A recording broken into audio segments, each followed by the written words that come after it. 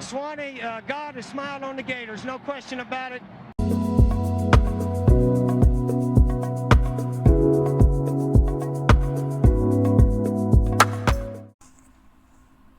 Hey Gator fans, so this video is going to be a read and react to an article that was written by CBSSports.com writer Chris Hummer, and he details how the Gators convinced Jadan Baugh to come back for his junior season. Sorry about that, I'm typing something while I'm doing this, if you heard that noise. But he's going to talk about how Florida kept Jadan Baugh out of the transfer portal from the likes of Texas and others. So here's the article: Christmas Eve, Chick-fil-A, and a cell phone's burden. How Florida kept Jadan Baugh out of the transfer portal. When the transfer portal frenzy overwhelmed the star running back, Florida's new coaching staff pulled out all the stops to secure his loyalty. Jadan Baugh is used to carrying things with ease. 38 carries in Florida's season-ending win over Florida State, no problem. He'll give you 266 yards and 2 scores. Honestly, I didn't notice too much, he said on his 38 carry day. But carrying his phone around amid a transfer portal frenzy, the burden got heavy. And amid a whirlwind December at Florida, which saw the Gators hire Jon Sumrall to replace Billy Napier after a very public pursuit of Lane Kiffin, one of Sumrall's immediate goals became retaining a very talented roster. No piece was more important than Baugh. A 6'1", 231-pound bruiser from Atlanta, Georgia, Baugh emerged as one of the FBS's top running backs in 2025 thanks to a 1,170-yard, 8-touchdown season. Oh my goodness, it was something else. Me and Napier were friends. I played against him in high school. When he got fired, it was like, well, what do we do from here? That was Jadan Baugh's father, Corey Bryant, who said that. And that quote, which explains why Jadan Baugh picked Florida, because of the connection his father had with Coach Napier. Excuse me. My phone rang from 8 in the morning to 9 at night every day. Baugh did not have a typical agent. His dad handled that stuff for him. Bryant said he heard from basically every coach in the SEC and the ACC, and as well as half the coaches in the Big Ten. They all wanted Baugh. Baugh just wanted time. He's always hard to reach by phone. It's not his thing. In December, ahead of the transfer portal window, he'd do everything to get away from it. He'd lift, he'd practice, he'd fish, he'd text, not so much, not even for Sumrall. Multiple program sources described Baugh as incredibly difficult to get a hold of in December. It was by design. When I put my phone down, I feel like I'm at my very best, Baugh said. A fortuitous Christmas Eve visit. That meant Florida's new staff went to drastic lengths to communicate with Baugh. That included scheduling a visit to Baugh's grandmother's house on Christmas Eve. Sumrall and his family, just a few days after the death of Sumrall's father, along with several other staffers, attended. Florida's contingent, which included coordinator Buster Faulkner and running backs coach Chris Foster, who they hired from Duke, went early in the morning. The meeting was held at Bryant's mom's house because he was having his floors redone. Bryant supplied the most Georgia meal possible, bringing a tray of Chick-fil-A chicken minus donuts and fruit. Chicken minis, donuts, and fruit. Grandma loved it. She asked Baugh, excuse me for 1 second. She asked, She asked Baugh, are all these people coming to my house? When Baugh said yes, she responded, okay, let me get ready. Sumrall and his family stayed an hour or two. The first half of the conversation was, in Baugh's words, just chilling. Then it shifted to football and his plan for Baugh. If you're wondering why there was a little pause right there, it's because I accidentally scrolled too far in the article, and I had to go back to where I was. When Sumrall and his family departed, Faulkner and Foster stuck around to present Baugh with a plan. The Gators hired Faulkner from Georgia Tech a few weeks earlier, but Baugh and Faulkner had not had a chance to really dive into Baugh's fit. Faulkner had tried to schedule it via video call, but in the words of Brian, Jadan Baugh was still dealing with all that back and forth with Texas. He told Buster he needed to shut it down. For a few days. The Longhorns were one of the main options for Baugh if he were to enter the portal. Many schools ahead of the portal viewed Baugh as a potential running back one for the transfer class, and Texas had a natural connection with its new running backs coach Jabbar Jaluk, who recruited Baugh to Florida. Jaluk and the Baugh family were very close. There was a major pull towards Austin. That's part of what made the trip so important for the Gators. Faulkner could present his strategy for Baugh. Faulkner recruited Baugh in high school. The family had liked his offense then. Getting to hear Faulkner present his plan for Baugh in front of them made an impression.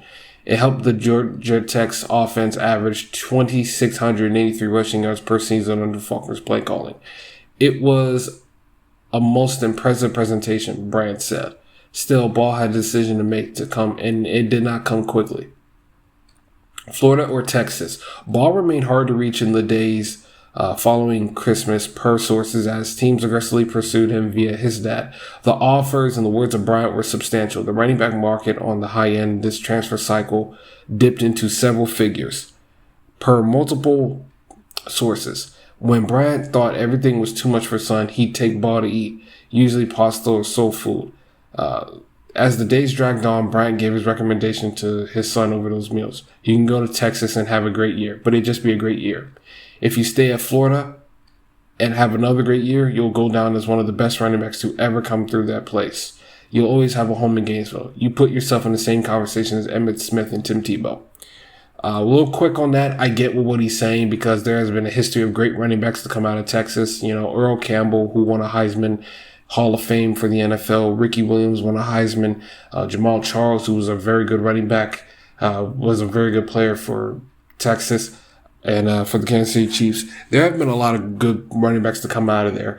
But in what he's saying is by being recognized as one of the greatest Gators ever, because of how college football is nowadays with players leaving, so it's like hard to recognize, well, who was this great player for a certain amount of time during his tenure there. That's what he was trying to convince himself with, trying to convince his son, rather, by staying at UF when he was saying you'll be in there with Emmitt Smith and Tim Tebow. Tim Tebow obviously made his decision to return to Florida instead of going to the NFL after winning the second national championship against Oklahoma. He chose to come back for his senior season, and that really helped solidify the Tim Tebow's greatness in UF, that they got 4 great years out of him.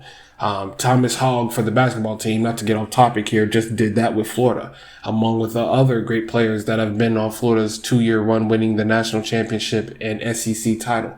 So staying at the college for your entire one place for your entire collegiate career leaves a great legacy for that NCAA player. So I get what his father was trying to tell him there.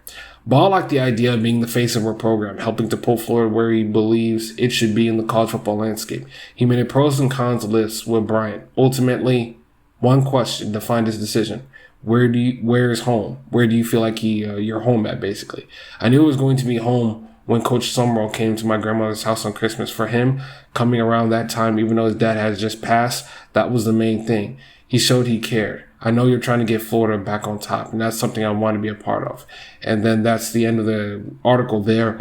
But it just shows how much commitment like that and, you know, making a move like that while your family's going through a tough time, which the Sumrall family was, that struck a chord with Jadan, and that showed that how much he was valued at the university, not just by his teammates, not just by his coach, by the fan base, not just by his previous coaches, but even the new coach as he was coming in, because he could have just easily went with the guy who recruited him to UF at Jabbar Jalouk because of how close they were, and it would have made perfect sense. And Texas obviously is a lot closer to winning a national title than Florida is right now. That's just the truth. It would have made perfect sense for him to go to Texas. It would have. It just would have. But Jadan Baugh chose to come back to Florida. And I think when he looks back on this 10 years from now, regardless of how the season goes, when he looks back on this 10 years from now, I think Jadan Baugh is going to be, and his family is going to be real proud of that decision that he made, because he could have taken, I don't want to use the word easy way out, because I'm sure it was a hard decision to make either way. But he didn't do what a lot of guys did, which was transfer, follow the money, and go to a team that's ready to win right now. He stayed at a team that could use an uplift, and he wanted to make the program better than when he left it. And that's not shade towards anybody who transfers away from their school. It's just how I'm describing it as a UF fan. So it's really good to hear the details of how Jon Sumrall kept the Jadan Baugh back to UF after that 4-8 season, and if he is capable of recruiting Jadan Baugh to stay at UF, then what is he then? Then obviously he's capable of bringing a lot of guys to the program to help change the landscape of the University of Florida's football team, and to make it a better place for them on their way out than where it was on their way in. So it's very good to hear. A good article by Chris Hummer. Thank you guys for listening, and thank you, Jadan Baugh.